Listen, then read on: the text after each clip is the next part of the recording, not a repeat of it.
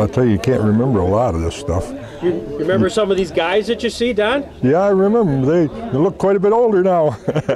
Jeez. Some of them I don't even remember. Red McNitt and a bunch of them I do. But no, I guess I used to be the one that raced or graded the racetrack each week. Did you really? Yeah. How did that work? Well, they put some big holes in it. Right. So we had to grade it out, you know. But every week I'd go up there with a bulldozer and grade it. And when we was going through the creek was the worst to keep it up because you carry all that water up onto the track. Right. And then I had car number 10. Mm-hmm. And we used to race there in Sherman in the gravel pit over there. Did you? And yeah, I remember the time that John Messenger, he hit me in the side and knocked me right over in the creek and tipped me right over, right in the creek. Did he really? Yeah, I was quite mad and I chased him up through the field, and but I didn't catch him. He was faster than I was. But we had a really good time there. So talk to me. How did that happen? You're going between turns 3 and 4? Yeah, I think it was between 3 and 4. And what happened? Well, we come around the curve there, and then he swung sideways, and he goosed his car and shoved me right straight over into the creek, and I tipped over. So that's on the other side. So you go the back side of the track. Let's see, it would be on number 2. Yeah, number 3 turn. Yeah, number 3 turn. Yeah, number 3 turn. So he goosed you. You roll over on the side. He goes on. Then at the he parked it. He headed right for the pits, and I headed right after him. Chasing him. I was by foot, you know, because I didn't have no car. He parked his car and he headed up through the woods, and I was chasing him, but I didn't catch him. What would have happened if you caught him? Nothing, probably. Well, we was always good friends after that, too. Gee whiz. But we did have a lot of fun. And, of course, I had 2 brothers that raced then, too, you know. Who were they? It was Walter, the one, he got killed here a few years back, but he raced, and then he used to do the stunt driving, too. You know, like he'd jump a car and dive it into another one, and so on. Tell me about how would that work? Well, they had build a ramp there, and he'd drive the car up over that, and then T-bone down into another car, you know. And so that was it was something. Yeah. How would he protect himself? I just must have had some sort of. Oh, he didn't have much. You just had a seat belt and rollover bars. That's all you had. Right. Yeah, it didn't take long to get a car fixed up to race. You buy it one day, you could have it ready. By one night, working in the garage, you'd have it ready to go the next day. So it was a lot of fun. Now, your other brother, who else raced? I had Lewis and I had Walter. Lewis, Walter. No, and I had Lewis, Walter, and I think Leroy. He raced some. Was there ever a time when it was just the James brothers race?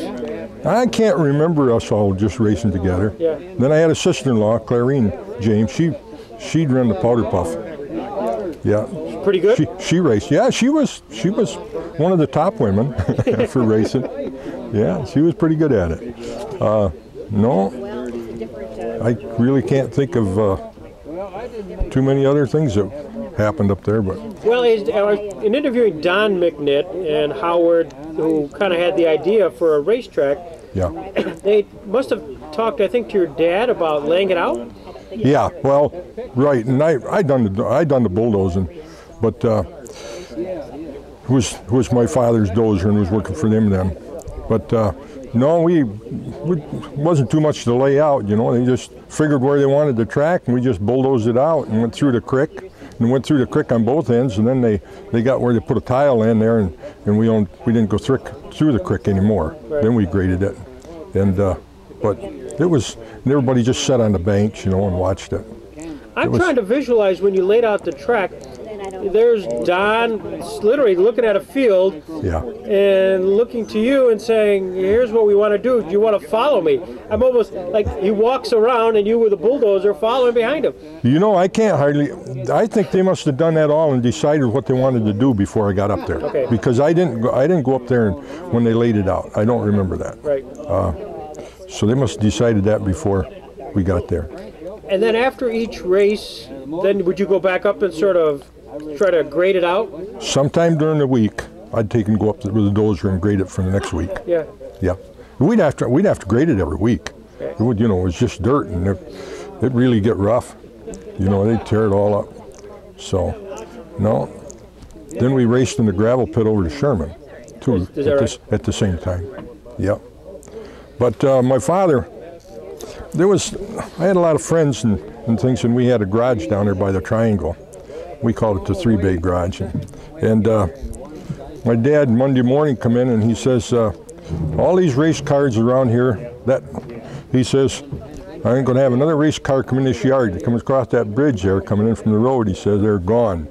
He says, because we'd spend all week getting them cars ready and we didn't have no trouble. But come Monday morning, the trucks wasn't ready to go.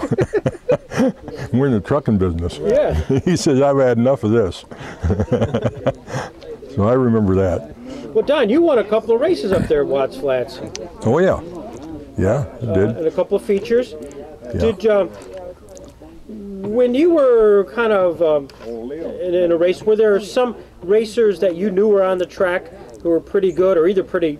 Well, Dickie Pangborn, he was the one that was, I say, he kept his car up, you know, and they knew a little bit more about the timing and doing all the stuff to it to keep in top shape. So he had a real good car. And Johnny Whitehead had a good car. There was some good ones up there. Bobby Snars, I think he was there. Don Little, he had a good car. There was some good ones there. Of course, you didn't have much money in any of them. So, literally, if you won a feature, what would you get? How much money would you get if you won a feature? Geez, you know, I don't remember what it was, to tell you the truth. I really don't. Seems like it was $25 or something, maybe. It's the cost of a car. Yeah, about that. Yeah, about that. So Don, did you race after State Roller Bowl? Did you? No, I got married at that time, and my wife was pregnant, and she says, no more racing for you, so I quit. Okay. Yeah, I sold the car, and then I went to race over to Sherman, and I was there that night, and the guy was there that I bought my car. He said, how about you running the car tonight? And I said, well, don't announce it on the speaker that you got a different driver in there, but I'll run it. Well, come to find out that night, up in the stands there, up on the side of the bank, one standing right next to my wife there, she just come over and she says, hey, I got Don James driving my car tonight. So my wife knew about it quicker than anybody. Oh my gosh. Here you're trying to do it surreptitiously. Yeah. Oh my God. Oh boy. Yeah. What was the highlight of your racing career?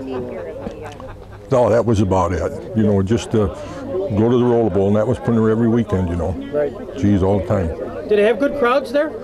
Yeah, they had quite a few. Yeah. Yeah, did pretty good. I don't know how many people they brought in there, but they was all lined up on the bank there, sitting on blankets and stuff. It was quite a few people. Do you remember the times when they had the wall of fire and they would kind of go through that? Yeah, Red McNitt. Was it? Yeah. Yeah, when Red went through that. Yeah. Who was the flag man? Who was the guy that... Gee, I believe Don done the flagging. And Leo Yeager, was Leo involved in it? Oh yeah, Leo was. Yeah, that's right. Leo was a flag man. Yeah. Yeah, Don was an announcer. Yeah, that's right. So they had a speaker system. Yeah. Out there. Yeah. Oh my gosh. Yeah, it was a lot of fun. What a hoot. Well, when we get done here today, I guess we're going over to Roller Bowl. Well, that'd be nice. Yeah, they've cleared it up for us, and I think you'll enjoy it. Some memories will come back then. If we can see it. Well, you'll be probably growed up with a brush. Can we? Yeah, you'll be able to walk through that. And, oh, really? Oh, yeah. They went down and mowed it up, so we'll be able to walk the track. Well, good. That'd be great. Well, thank you so much. Okay. It's terrific.